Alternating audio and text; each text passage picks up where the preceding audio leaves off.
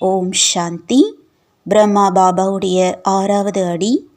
பிரம்மா பாபாவிடம் நிரந்தரமாக யோகியின் லட்சணங்கள் தென்பட்டன. எப்படி பிரம்மா பாபாவுடைய ஒவ்வொரு எண்ணமும் உலகிற்கு நன்மை செய்யும் சேவையின் பொருட்டே இருந்தது. அவரது ஒவ்வொரு வார்த்தையிலும் பணிவு, படைப்புத்தன்மை மற்றும் மகான் தன்மையை அனுபவம் செய்வித்தார்.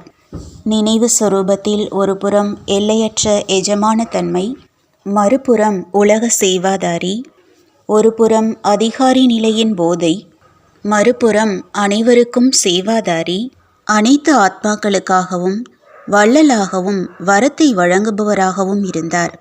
தனக்கு தீமை செய்தவருக்கும் நன்மை செய்து காட்டினார். அவ்வாறே தந்தையை பின்பற்றுங்கள்.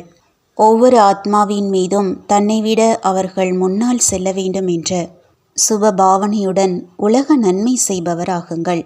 இதுவே நிரந்தர யோகியின் அடையாளமாகும். ஓம் சாந்தி.